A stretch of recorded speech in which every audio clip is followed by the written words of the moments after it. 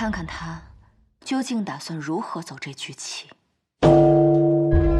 乔楚其实故事挺复杂的，因为现在集数的限制，朝堂上多方博弈的局面，每一个人物你都需要去展现它。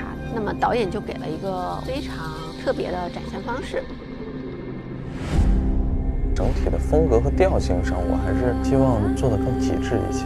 为了区分这些人物的复杂的故事和这种权谋之间的平衡逻辑，就选择了用颜色来区分。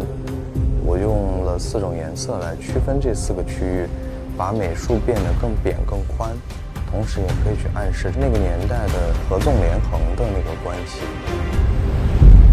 在楚昭在的地方，在朝堂上，我们用了大量的红色来展现朝堂的权威和政局的暗潮汹涌。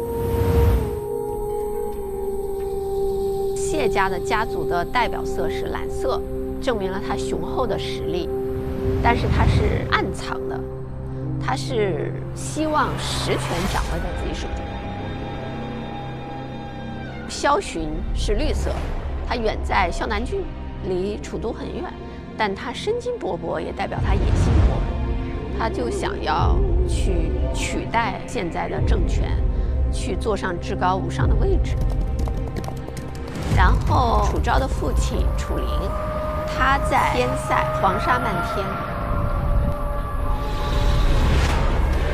那儿就是代表色就是黄色，以至于到最后，你每看到一个人或看到一个场景，你都会知道我们现在在什么地方。恭奉陛下，长公主见驾下。道具部分，我们真的是参考了很多这种出土的文物，还有就是各种的资料，会去复刻。楚国会用大量的漆器，我们也会联系我们现在的就是漆画的工人老师，他现在也是荆州那边非遗的传承人，他们过来帮我们去画这个漆器。比较多的家具啊、座椅啊、茶杯啊，还有一些屏风啊，都用了漆器的艺术，它的饱和度都非常的高，更粗犷、更野蛮。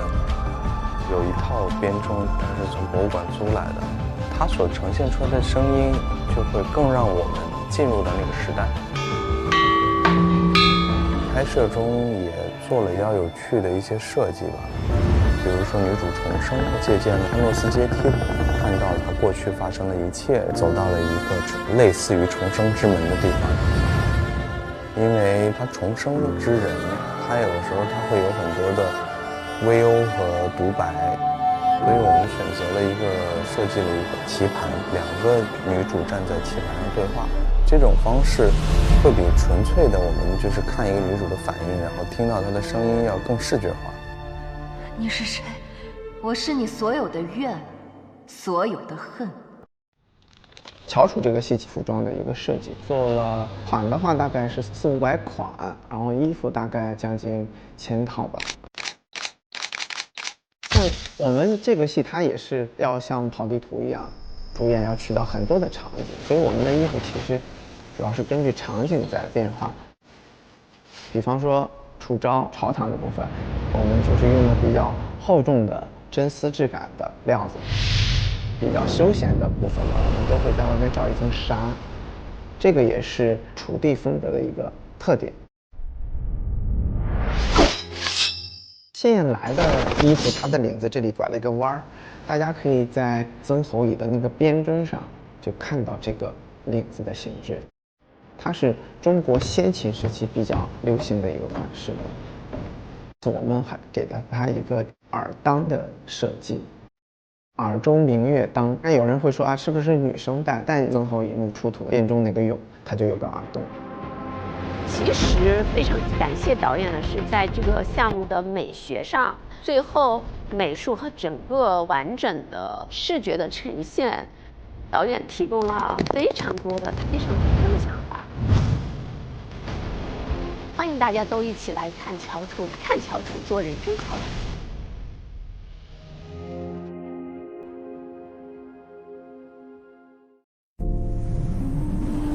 这次杨龙导演跟我们的总制片人贝姐，从一开始就一直在强调，我们这次一定要寻找一些新的声音、新的元素。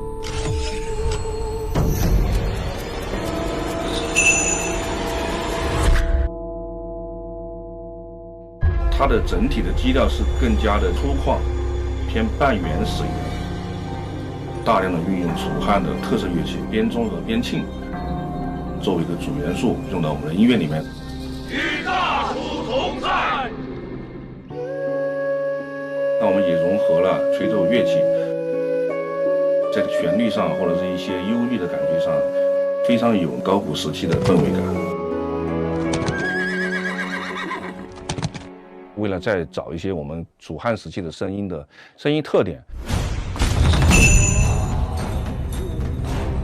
这次特意请到了我们的非遗文化传承人去表演我们的傩戏表演，通过各种的声音的处理，然后重组和现代的管弦乐包括电子乐结合在一起，这个效果我觉得是很出乎意料的好。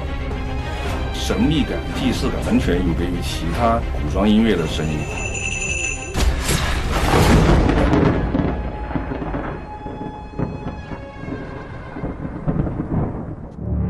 这次的主题曲也是我们最重要的音乐动机之一。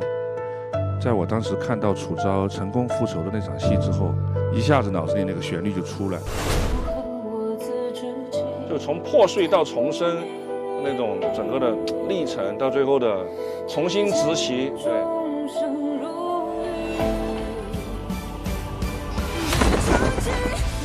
步步为营的气场，每一个阶段都特别强大。我要掌握实权，我要垂帘听政，我要的是命运不再重蹈覆辙。所以我们配乐会做得很大，特意的邀请到了布达佩斯配乐团，宏大的管弦乐，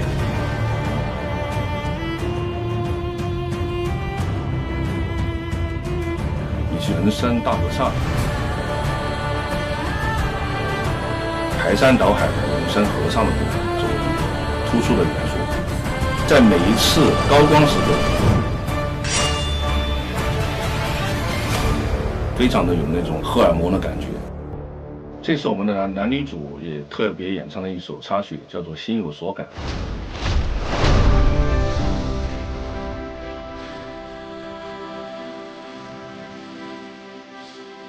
它一定不是一首简单的情歌。它更像是两个孤独的灵魂克制的情感。是，但我想活下去。阮朝婵安火爆，也有他。阿九，谁杀楚昭？得杀了谁！很珍惜使命效应。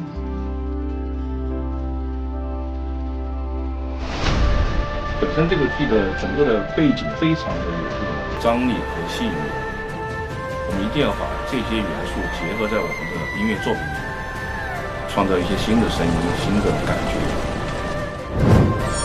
才会做出一个很先进、很超前的一种独特的音乐风格。